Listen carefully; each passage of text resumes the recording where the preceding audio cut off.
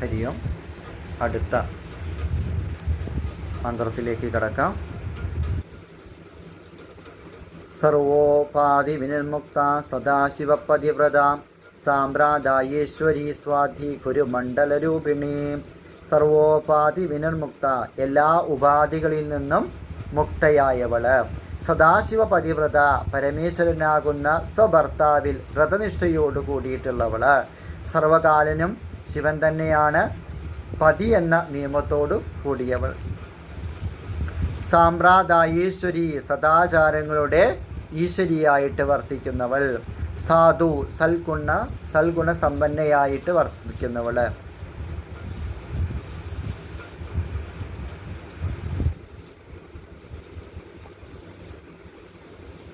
സാമ്പ്രദായേശ്വരിയിലെ സാമ്പ്രദായേശ്വരി, സർവചരാചരങ്ങളുടെയും ഈശ്വരിയായവൾ എന്നും ഈ എന്ന് പറഞ്ഞാൽ ലക്ഷ്മി ദേവിയായവൾ എന്നും അർത്ഥമുണ്ട്.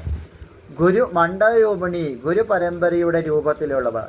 അപ്പോൾ ദേവി തന്നെയാണ് ഈ പ്രപഞ്ചത്തിൻ്റെ മുഴുവൻ ഗുരു, സർവചരാചരങ്ങളുടെയും ഗുരു ദേവി തന്നെയാണ്. അപ്പോൾ ആ ഗുരു രൂപത്തിൽ ഇരിക്കുന്നവർ. ജഗദ്ഗുരുവായ ശിവൻ മുതൽ തൻ്റെ പ്രത്യക്ഷ ഗുരുനാഥൻ വരെയുള്ള ഗുരു സമൂഹത്തിൻ്റെ രൂപമായവൾ. അതാണ് നമ്മൾ പറയുന്നത് അല്ലേ. സദാശിവ സമാരംഭാം ശങ്കരാചാര്യ മധ്യമാം അസ്മദാചാര്യ പര്യന്താം വന്ദേ ഗുരു പരമ്പര. അല്ലേ, ആദിഗുരുവായിരിക്കുന്ന ദക്ഷിണാമൂർത്തി മുതൽ തൻ്റെ ഗുരു വരെ നിൽക്കിയിരിക്കുന്ന ഗുരു പരമ്പര. അപ്പോൾ അത് തന്നെയാണ് ഇവിടെ പറയുന്നത്. ശിവൻ മുതൽ തൻ്റെ ഗുരുവായിരിക്കുന്ന അതുവരെയുള്ള ആ പരമ്പര ആയിട്ട് ഉള്ളവള്, ആ ഗുരു സമൂഹത്തിൻ്റെ എല്ലാ ഗുരുക്കന്മാരുടെയും സമൂഹമായവൾ. അതാ എല്ലാ ഗുരുക്കന്മാരെ എന്ന് പറയുന്നതും എന്ത് തന്നെയാണ്? ദേവി തന്നെയാണ്. കുളോതിർണ ഭകാരാധ്യ മായാ മധുമതീമഹി ഗണാംബാഗുഹ്യകരാന്ധ്യ കോമളാംഗിം ഗുരുപ്രിയ. കുളോതിർണ, മനസ്സടക്കമുള്ള ഇന്ദ്രിയങ്ങളെ അതിക്രമിച്ച് വർത്തിക്കുന്നവള്. ഭഗാരാധ്യ, ഭഗനാൽ ആരാധിക്കപ്പെടുന്നവൾ. ഭഗത്തിൽ, ഭഗ എന്ന് പറഞ്ഞാൽ സൂര്യമണ്ഡലം എന്നുകൂടി ഒരർത്ഥമുണ്ട്. ആ സൂര്യമണ്ഡലത്തിൽ ആരാധിക്കപ്പെടുന്നവൾ. മായ, വിഷ്ണുമായയായവള്. മധുമതി, തേൻ പോലെ മധുരമായിരിക്കുന്നവൾ. മധുമതി എന്ന നദിയുടെ രൂപത്തിലുള്ളവൾ എന്നും ഇവിടെ അർത്ഥമുണ്ട്. മഹി, ഭൂമി ദേവി ആയിരിക്കുന്നവൾ. ഗണാംബ, ഗണപതിയുടെ മാതാവായിരിക്കുന്നവൾ. ഗുഹകരാന്ത്യ, ഗുഹ്യന്മാരാൽ ആരാധിക്കപ്പെടുന്നവൾ. ദേവഗണത്തിൽ പെട്ടവരാണ് ഗുഹ്യകന്മാർ. കോമളാംഗിം, സുന്ദരമായ അംഗങ്ങളോട് കൂടിയവൾ. ഗുരുപ്രിയ, ജഗദ്ഗുരുവായ പരമശിവൻ്റെ പത്നിയായിരിക്കുന്നവൾ. ദേവഗുരുവായ ബൃഹസ്പതി പ്രിയനായുള്ളവൾ. സ്വതന്ത്ര സർവതന്ത്രേശി ദക്ഷിണാമൂർത്തിരൂപിണി സനകാദി സമാരാധ്യ ശിവജ്ഞാനപ്രദായിനി. സ്വതന്ത്ര, പരാധീനത്തിലല്ലാതെ സർവവും ചെയ്യുന്നവൾ. സർവതന്ത്രേശി, എല്ലാ തന്ത്രങ്ങളുടെയും അധീന ദേവതയായിരിക്കുന്നവൾ. ദക്ഷിണാമൂർത്തി രൂപിണി, ദക്ഷിണാമൂർത്തിയുടെ രൂപത്തിലോട് കൂടിയിരിക്കുന്നവൾ. അപ്പോൾ നമ്മൾ ദക്ഷിണാമൂർത്തി എന്ന് പറയുമ്പോഴും ശിവൻ എന്ന് പറയുമ്പോഴും കൃഷ്ണൻ എന്ന് പറയുമ്പോഴും എല്ലാം ആര് തന്നെയാണത്? ദേവി തന്നെയാണ്. സനകാദി സമാരാധ്യ, സനകാദികളുടെ നന്നായി ആരാധിക്കപ്പെടുന്നവൾ. അല്ലെ, സനകാദികൾ നന്നായിട്ട് ആരാധിക്കപ്പെടുന്നവൾ. ശിവജ്ഞാനപ്രദായിനി, പരമേശ്വരനെ സംബന്ധിച്ച ജ്ഞാനത്തെ പ്രദാനം ചെയ്യുന്നവൾ. ചിക്കലാനന്ദ കലിക പ്രേമരൂപ പ്രിയങ്കരി നാമപാരായണ പ്രീത നന്ദി വിദ്യാ നടേശ്വരി. ചിക്കല, പരമജ്ഞാനത്തിൻ്റെ കലാസ്വരൂപമായിട്ട് വർത്തിക്കുന്നവൾ. ആനന്ദകലിക, പരമാനന്ദത്തിൻ്റെ പൂമൊട്ടായിരിക്കുന്നവള്, ആനന്ദമായിരിക്കുന്നവള്. പ്രേമരൂപ, പരിശുദ്ധമായ പ്രേമത്തിൻ്റെ, ഇവിടെ പ്രേമം എന്ന് പറയുന്നത് എന്താണ്? ഭക്തിയാണ്. ഭക്തിയുടെ ഉന്നത അവസ്ഥയാണ് പ്രേമം. ആ രൂപത്തിലിരിക്കുന്നവൾ. പ്രിയങ്കരി, എല്ലാവർക്കും പ്രിയത്തെ ചെയ്യുന്നവൾ.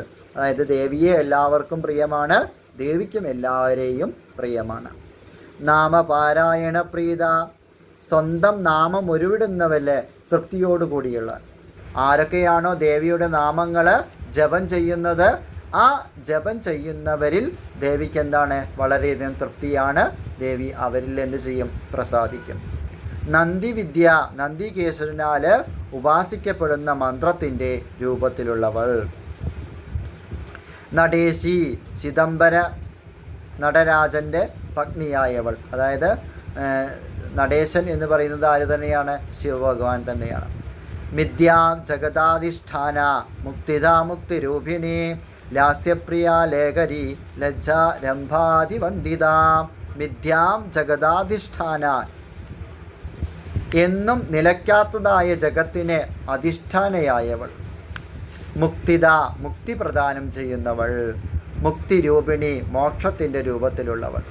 എല്ലാവർക്കും ദേവി തൻ്റെ ഉപാസകന്മാരായിരിക്കുന്ന എല്ലാവരെയും കാത്തുരക്ഷിക്കുന്നു എന്നും എല്ലാവർക്കും മോക്ഷം നൽകുന്നതും ആര് തന്നെയാണ്? ദേവി തന്നെയാണ്. ലാസ്യപ്രിയ, സ്ത്രീകളുടെ ലാസ്യം പ്രിയമായിട്ടുള്ളവൾ.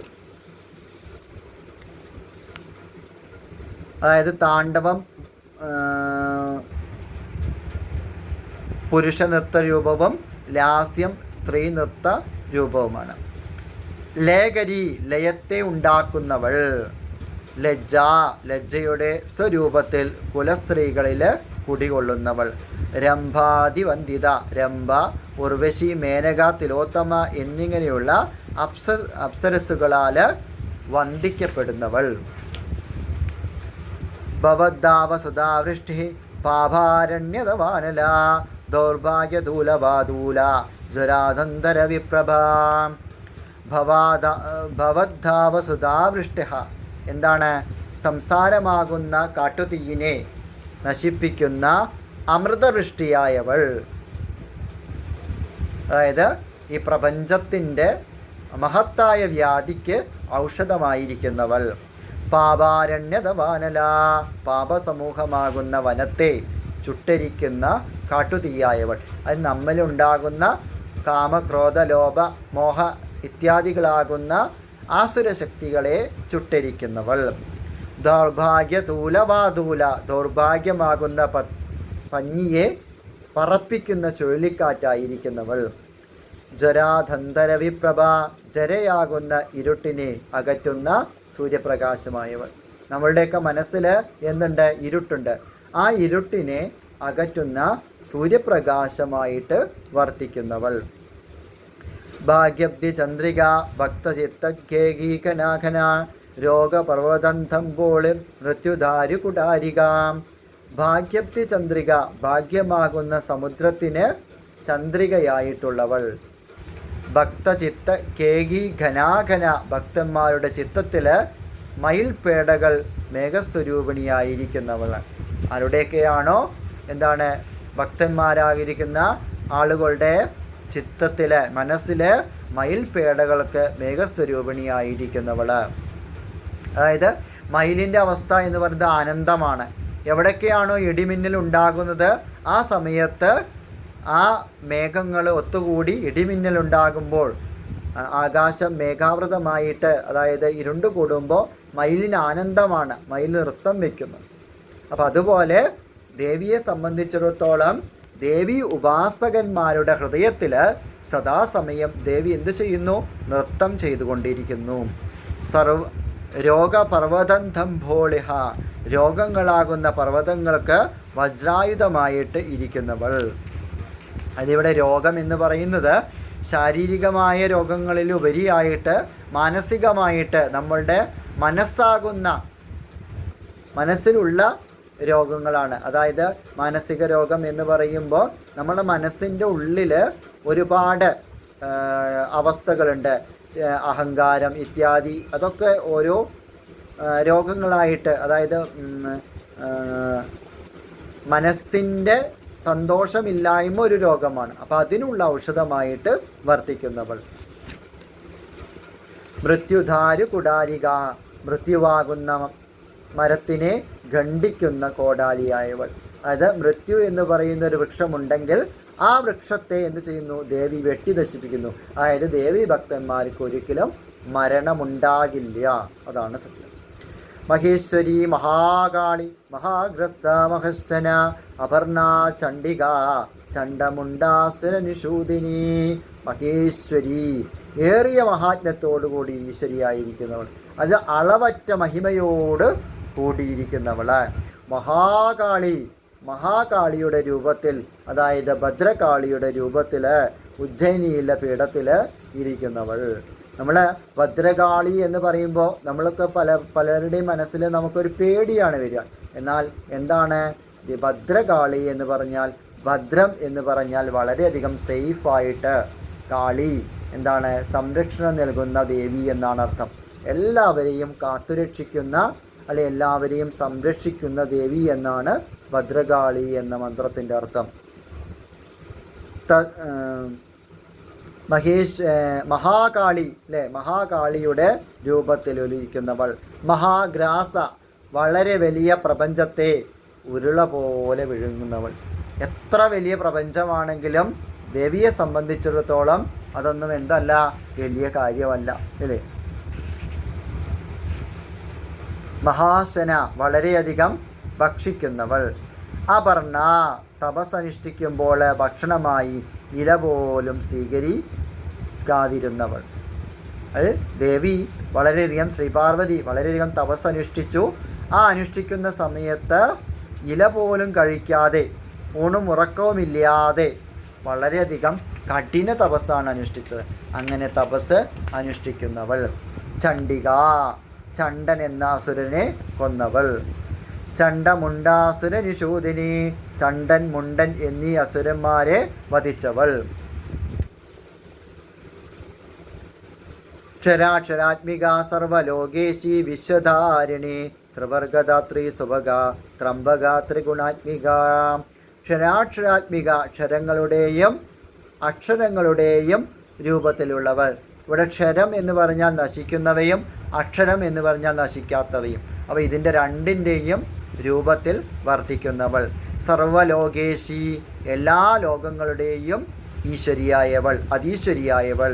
വിശ്വധാരിണി വിശ്വത്തെ മുഴുവൻ ധരിച്ചിരിക്കുന്നവൾ, അല്ലെങ്കിൽ താങ്ങി നിർത്തുന്നവൾ, സംരക്ഷിക്കുന്നവൾ എന്നൊക്കെ അർത്ഥം അറിയാം. ത്രിവർഗദാത്രി ത്രിവർഗങ്ങളെ ദാനം ചെയ്യുന്നവൾ. ധർമ്മം, അർത്ഥം, കാമം എന്നിവയാണ് ത്രിവർഗങ്ങൾ. ആ ത്രിവർഗങ്ങളെ എന്ത് ചെയ്യുന്നു? ദേവി ദാനം ചെയ്യുന്നു. സുഭഗ ശോഭനമായ ഐശ്വര്യാദികളോട് കൂടിയവൾ. ത്രംബക സൂര്യൻ, ചന്ദ്രൻ, അഗ്നി എന്നിവയാകുന്ന 3 കണ്ണുകളോട് കൂടിയവൾ. ത്രിമൂർത്തികളുടെ അമ്പയായവൾ എന്നും പറയാം. ത്രിഗുണാത്മിക സത്വരജസ്തമോ ഗുണങ്ങളുടെ രൂപത്തിൽ ഉള്ളവൾ.